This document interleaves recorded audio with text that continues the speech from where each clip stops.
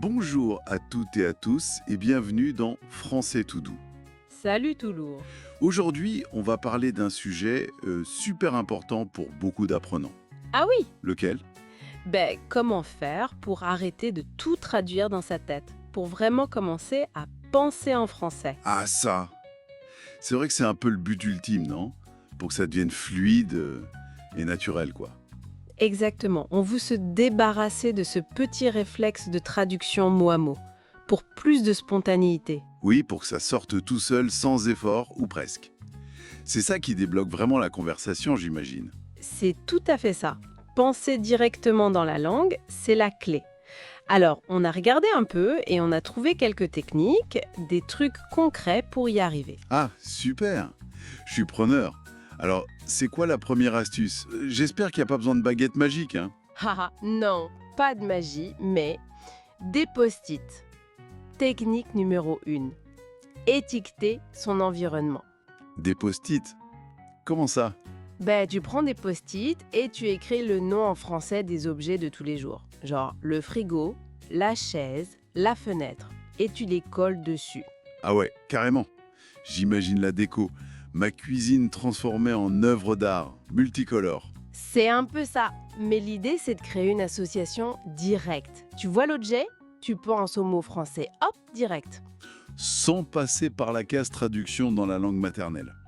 Je vois. Voilà, ton cerveau voit la chaise, il pense la chaise. Pas chair égale la chaise. Et puis bon, ça peut être marrant, hein. Comment ça? Tu te rends compte que t'as oublié l'article. Ah mince, c'est le frigo. Ou tu trouves un post-it, la table sur ta tête le matin. Non, je plaisante. Mais sur la chaise avant de t'asseoir, oui. Ok. Ça force le cerveau à utiliser le français dans le contexte. C'est ludique, j'aime bien. C'est le but. Et pour ce qu'on fait, pas juste les objets, hein. Justement, j'allais demander, pour les actions, les pensées, Eh bien, ça nous amène à la deuxième technique. On devient la voix off de sa propre vie. la voix off. C'est-à-dire... Tu te racontes ta journée, mentalement, mais en français. Je me lève, je me brosse les dents, je prépare le café. Au début, ça doit faire un peu bizarre, non? De se parler comme ça dans sa tête. Peut-être un peu, oui, mais c'est une habitude à prendre. On commence tout simple. Je marche dans la rue. Puis, petit à petit, on essaie d'enrichir. Comment ça? Enrichir.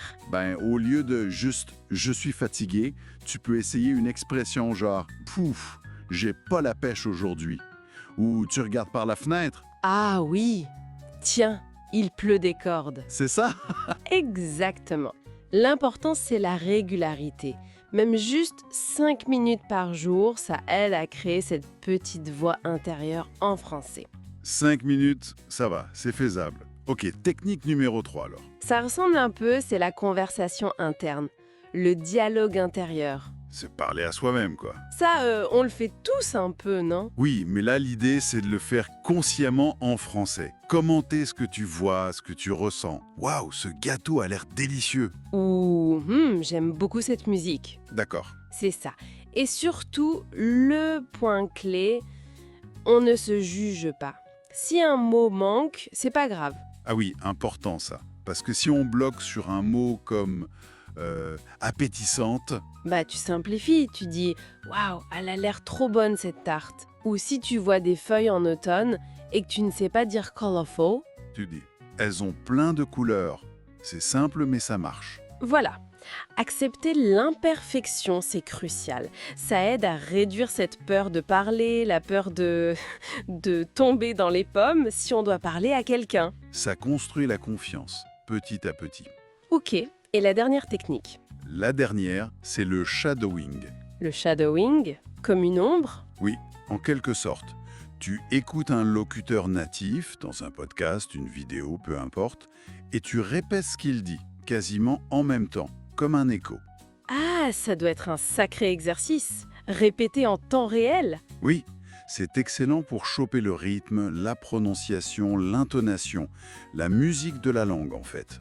J'imagine, essayer de répéter une phrase rapide, genre c'est la cerise sur le gâteau, ça doit être sportif. Oui, un peu. C'est la cerise sur le gâteau. Ça peut essouffler au début. Ou entendre franchement j'ai la dalle et essayer de le dire avec la même énergie. C'est ça. Le truc, c'est de commencer avec des extraits courts. Et de répéter, répéter. C'est comme de la musculation pour la bouche et l'oreille. La musculation linguistique. Pas mal comme image. Ok, donc on récapitule. Oui, alors on a 1. Les post-it partout pour étiqueter les objets. 2. Devenir la voix off de sa journée, même pour 5 minutes. 3. La conversation interne sans se mettre la pression. Accepter de simplifier. Et 4. Le shadowing pour imiter le rythme et l'intonation des natifs. Exactement. 4 pistes pour aider à installer le français dans sa tête, quoi. Pour qu'on se sente plus à l'aise, plus fluide, pour avoir la pêche quand on parle français. C'est tout l'objectif. Et c'est vraiment accessible quel que soit le niveau. Pas besoin d'être en France pour ça. Juste un peu de régularité, c'est ça le secret. Et l'envie d'essayer. Tout à fait. 5 minutes par jour, ça peut déjà faire une différence. Super. Un grand merci pour toutes ces idées. On espère que ça va motiver nos auditeurs.